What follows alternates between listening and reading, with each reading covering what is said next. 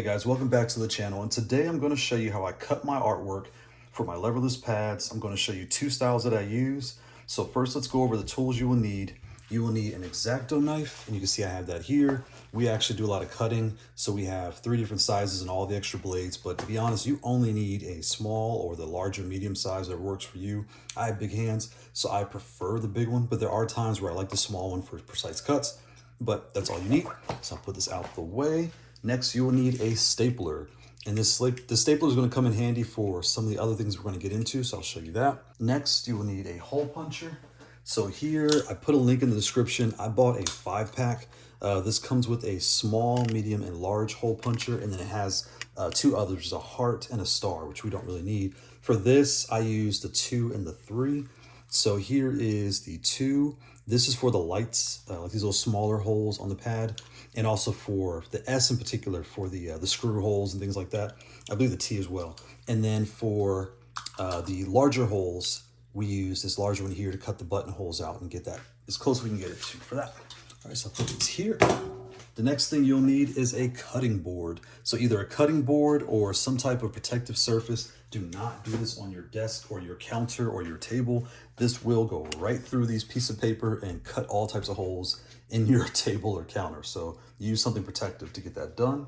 So you're gonna need multiple cutouts of your design, and that only applies to your darker images. So in this picture in particular, you can see these circles are very dark, right? So here, you can see these here, and then you get close to the edge, they get darker and darker. You cannot make out where the hole is. So you will want to print out a blank template, just like this one, and we'll go over how I do it. I staple them together and I lay them together and cut, one on top of the other, and that works for me. So next, you're gonna wanna print out multiple of your color design and your blank. So I would say 2 to 3 is just enough. If you're very good at cutting, just print 1 and you'll be fine. The reason you would need the blank is if your color design is dark and you cannot see the circles exactly where they are, like here you can see they get clear and it gets darker and darker and darker, you can't make it out. I'm gonna show you how I take this template and I lay it on top, the blank, and that allows me to put them together and cut the holes out of both at the same time to get a perfect cut. If you were good at cutting, don't worry about it. Just do 1 blank and 1 color or just a simple color by itself. You will be fine. But that's how I'm going to show you how I do it for the darker designs as well. So let's get some things out the way. And that first involves the first style of cutting, right? So I'm going to grab my T16 that I purchased, the original, the original box that we have here, right? So I'm going to put this right about there and try to prop this up so you can see. All right. So this was my first time doing this, and you can already see here, this is a black picture. The board is white, and you can see the white all through the edges here. I'll get close. You can see I cut these holes too big, right? That's just my inexperience, not knowing what I'm doing. And what I'm going to show you is, again, this was another color I tried out and how that worked out. The holes are way too big. So with this controller in particular, the controller I had before this one, you can see the layers here, right? So 1, 2, 3, 4, and then there's a giant big one on the top. The big layer is thicker than this button cap here. So when I push the switch all the way down, this switch and the button never touch the bottom, right? And what I'm getting at is, now that I've gotten better at this, I've learned that I don't need to cut perfect circles.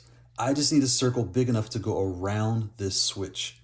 So when I look here, I could have cut the circle, and I'll get closer so you can see, I could have cut the circle way tighter all through here, because once it's in, if anything tears, it's all going to be under the button cap anyway, so it doesn't matter, right? So don't stress about making perfect size circles that are perfect holes. You're going to get it wrong. We're using our hands, so you're not going to make perfect circles. For these type of devices, these are perfect for just enough. If it's a 1/4 wide, make it a nickel, right? Just enough to get around that key. And I'm going to show you another trick that I figured out along the way. So I'll put this here. I'm gonna grab the T13, right? So when you look at this 13, you can see, you do not see any more imperfections, right? There's some that I noticed, but you don't see it. Here's a trick that I do now for the T and the S and anything that has acrylic tops. So what you wanna do is, see how the paper is, if I take this paper here, it falls right through. Like it fell right through, right? The hole is clearly cut right through. This one here, when I lay it on top, it's puffy. It's not falling through. Why is that? So what I did was, I didn't cut the holes to the switch. I cut them, I cut them smaller. See the circle in the design? I cut them smaller than the actual button cap. So if I grab my extra button cap, I have this one here. I'm gonna try my best to show this on camera. Here's the button cap. Here's the hole. See how it won't go through. Like it's trying to get through the hole, but it can't fit. And I'll take this here and kind of push it. See, it doesn't fit through all the way, right? It gets stuck. The reason I did that is now I cut it barely big enough and I just pushed down over the caps because I didn't feel like taking every switch off, every button cap off. I don't want to do all that work. Again, I'm fast about it. I'm not trying to be perfect. If you're a perfectionist, take all the switches and buttons off and then you can just make small holes big enough to fit the switch and just get it perfect the way you want it. For me, I just wanted it clean enough where I can just slap it over all the button caps.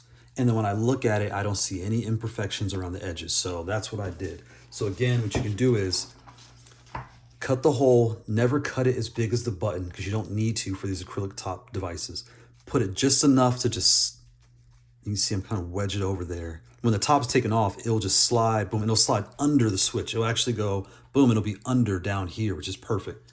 And that's all you got to do for those type of devices, for the S, the T, the G, for the Hot 42s, and even the dual pads. Any of those brands that have acrylic tops, they all are very similar. That's how I did that. So now let's move this out the way. And to prove the point even more, here's an S pad, right? So here's some of the designs that I was trying out. I had 3 that I wanted to do. So what I did was, and I'm going to show you the technique I used. You can see the holes are exactly the same. That's because I put all 3. These are pieces of paper. At the time, I didn't know about better quality paper. So these are just standard color printouts. But this acrylic top, it makes it pop. So if you don't want to go the extra mile of doing all these extra things, you can use FedEx standard color printer paper. And this acrylic top is so thick that once you kind of wipe this thing off with, basic soap water, nothing special, just wipe it off. As soon as you lay it on top of your image, the image from a matte finish will pop into a gloss because of the top. But I do think I'm going to take these off and try to get some very nice picture paper. Someone told me to go to Walgreens and print a picture out or use photo stock paper. Either way, something in a really nice gloss. And then once I put this top on top of that, it pops even more. So anyway, back to how this works, right? So when you see here, they're kind of floating on the buttons. And that's again because I did not cut exact. Once I actually take the top off, I just, boom, slide it right over each button cap. It's fast, boom, boom, one by one, and it's done. The only ones that are more precise are these buttons here. And even then, you can see there are plenty of imperfections. When I take this off, I can see the tearing right there. No one else will see this. Don't stress about your cutting, right? No one's going to notice. Even here, look, I see the imperfection. No one will notice. From afar, if I didn't tell you, you weren't looking for it, you wouldn't even know it was there. Even under these caps, I can see where I did some things wrong. Don't stress about it. The whole reason you bought this was to, save some money and decide if you even like this style of controller. Don't stress yourself out on getting all that done, right? So I'm gonna get that out the way. So now we're gonna talk about the more precise cuts, right? And the more precise cuts apply to things like the M or any device that you need to lay, an adhesive sticker or design goes on top. Thinking about getting a P or there's different models out there of different controllers, but you wanna put something on top of that. That's where the cutting does get a bit more precise, right? And I'll take this one out here and kind of show you. And these are jagged edge, but again, there, I kind of tore the edge there. If I didn't tell you, you really wouldn't notice this, you're looking for it, right? So here, if no one's looking close, they will not see it. Don't stress about it. Even the one that's on here, I purposely picked this design because it's very busy and you can't really tell the imperfections. But when I go around, I can see one right there. I go around, I see one there. And besides that, I'm kind of perfect, so I don't see anything else. I'm a magician over here. I probably did this one 2 or 3 times, so this one is much better than the other ones, right? But again, I have my gloss finish. So as soon as I'm tired of this matte sticker, I'm either gonna take it off or just lay this on top. It's adhesive. This one, the first time I cut it, I forgot my technique and it was too big. But even this one here, it's slightly a little big on the hole, slightly.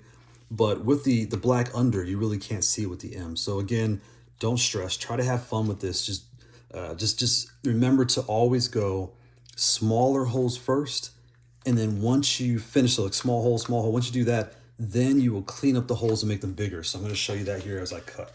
So let's get these samples out the way. And with this one here, given this design, you cannot see any holes in this design. You can already see here the technique I'm about to show you, where I had the regular piece of paper on top of the much thicker adhesive and vinyl gloss sticker paper all stuck together. There's 4 layers stuck together, and I had no problems cutting them. And you can see the holes are exactly to fit. And then that's how I was able to get it exactly right to fit this device. So I'm gonna move these out the way.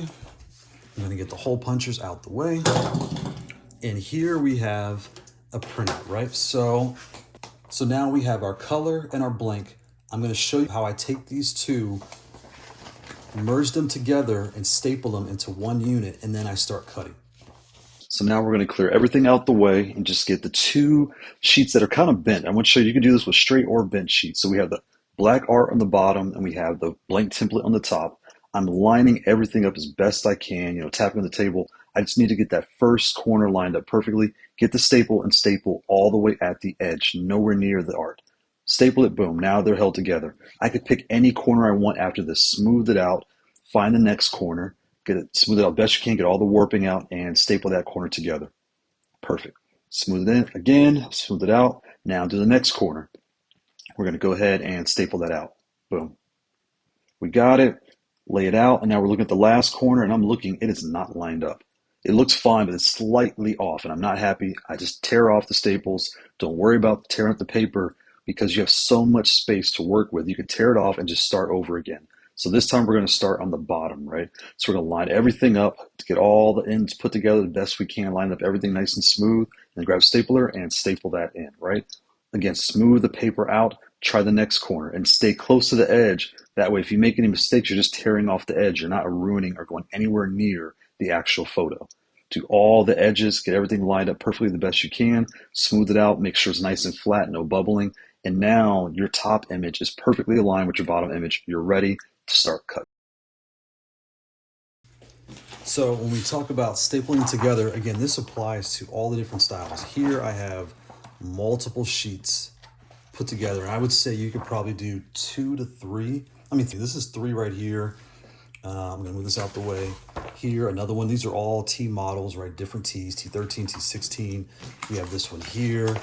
This is a back for the S, and I wasn't sure which one I wanted to use. So I took 3 of them, put them together, and this in particular was just the back. The back is the easiest one to do. It's just 1, 2, 3, 4, cut off the edges, and then cut it out. And next thing you know, you have all your different variants to test out, right? You can't really see it, but there you go, right? And then we have another one for the S where I wasn't sure how I wanted it to look. So I took a bunch of different designs, printed them all out. So again, for the S, multiple different designs, trying different things out. I lay them on top of one, and I'll put the blank on top if I need it, and I'll just cut out 2 or 3 at a time. And that's how you staple and get them all to go. So now you can see everything is here. Here's how you want to cut, right? So for any design, be it the perfection cut or non-perfection cut, you want to use a small or the larger knife. And what you're going to do is, this hole is this big. I'm just going to cut a smaller hole, about a key switch size hole in the middle, right? So smooth it out real good. We're going to go around. And the cuts are ugly, so don't be perfect, right? Just make them small. Go around. Come back around. Stab it, and just pick up the piece of paper. Boom, I got all of it, right? Get that out the way. So now again, see how ugly that is? That's fine. When it comes to the T that has anything with acrylic tops that you know can fit, you just need to now just clean it up the best you want it to be under the device. So right about, stab it, pick up the paper, pull it off. That little edge there, I'll just cut it off. It's not a big deal. And again, that's ugly, right? But under the design, no one can see this ugliness. They're just gonna see a switch and a keycap. No one can see this. They just see the rest. So that's how you do the acrylic tops. And these here, I was trying to show how I did it earlier, and this is very similar to this, right? You just cut a small one and you clean it up as big as you want it to be. And when you're testing, lay it on top of the button cap. What you're looking for is, will this fit over a button cap? And don't push all the way down, because if it snaps, you gotta take everything apart. Just, you can kind of tell, when you lay it on there, you can tell if you'll be able to snap that over. And if it's barely too big, look, you can just put a small little slice. Too much. Put a small little slice, right? And now you've got a flap here that's perfect to wedge over the button. So that's one trick. Now, when it comes to the M and the more precise style, I'm going to show you that. So now when it comes to the more precise, like the M pad, right, which is a sticker label that goes on top, that's how I do mine. The template that it came with actually worked in my favor. So this template is very different than the other ones. This has two lines, right? The outside line, the inner line. What I was able to do was cut in between this line. I hugged the inner line all the way around. I'll show you here. I'll lay this on top the best I can here, right? So when you look at this, you can see the inner line right there. I went around, took my time and just went around, then I went the other way. Like, you figure out which way works for you to cut good circles. And again, I started small. I did a small switch circle first, boom. Got all the jitters out. So when you're cutting in a circle, your hands are shaking, you're kind of nervous because you want to get it perfect, right? You're trying to get it right. Just do the switch size first, get that out the way. Now, clean up. Go through the hole, take your time, spin the paper, do whatever you need to do to get this circle right. And once you pop it apart, I'll grab the controller. With this design in particular, you can see some of that line right there. I just went in between. There. Again, no one sees this but you. Don't stress. No one can see it. But this is how I got it to be as close as I needed it to be. And I just took my time. I laid it down. I did a, slide this out the way. Laid it down here. I did a key switch size cut, put it on top to see. So I can clearly see, oh, okay, it's about that big. Then I went around, and what I first did was I went, you know, just like I said, just followed inside this border all the way around. Went all the way around, and these pictures are not perfect also. So when you lay it on here, what you really need to line up is these top buttons. Don't worry about these first. Line the top buttons up first and the screen, hold it in place, and then you'll see which ones need more perfection than others, right? So I can see right here, once I have it in the case, it's gonna be, once it's stuck on top, just like that, boom. When I go around, I can see the ones that are fatter, like this one is pretty good. This one here is a little tighter, so I had to clean that. I would take this apart and just trim some of that outer boundary right here off, and just take your time just trimming the fat, because once you do it, a lot of folks don't do it twice, right? Once they, you know, once they kind of get the way they like it, you really don't come back too many times. If you do, you'll just get better at it. So that's how I get that done for the more precise devices. Just take your time. Start with a small key switch size circle and then work your way up to the bigger circle one by one. And with here, I didn't have to wedge it over the keycap. I made it a proper, these are the size of the hole. And none of the keys touch. If anything touches, and this is before I even took the sticker off, I just kind of laid it to see if it touched. And if it did, I'd take it back off, lay it on the table, and just trimmed a micro hair off, put it back in and checked it. But just line it up with these first. These are your guide, and the screen is your guide to how these buttons will fit, and the rest is how you want it to be. And again, all these little extras, nobody sees it. I'll grab a darker thing. You look at the Akuma, I can see that line right there. I can see it there. People are watching you play like this. No one sees it. No one sees it, right? This gloss one here, again, if I point it out, you can see it, but no one will see it. Don't stress. If you have a Hitbox style controller and you're able to change your art, they are very similar to these, where the button's gonna go over this and the cap will cover up the edges. Don't stress. Cut the hole small enough for the switch to fit through perfectly. It's not wedging, nothing's, when you push it, it's not wedging on the paper. There's no activation issues. Cut it small enough and then lay the cap on top, and it's gonna cover all these edges, whether they're jagged or not. Don't stress, do not make the hole perfect size. And I'll show you where I messed up also. This was my first leverless, and you can see the white all over the place. This pad in particular, when you look at the sides here, the board and everything inside of it was not thick enough. This acrylic layers, there's like 10 layers here. They were not thick enough to cover that up. So I had to make these holes precise, and it's fine to me. No one notices until I point it out, but I see it every time I grab it. But don't stress. Again, no one sees it. Have fun with this. With the pads, with the hitboxes, you're very lucky because you don't have to be perfect. You're going to spend more time taking all the wires off and switching the art than you will getting these holes right. Just cut it the way you want it, and you'll be good to go. So that is how I do the artwork, how I cut the artwork. This is a 3-part series at this point. I may have more updates to make it a 4 or 5 part, but that should get you started on how to design the art, create the art, cut the art, and staple them together to get the cutouts perfect the way you need it. Thanks for watching.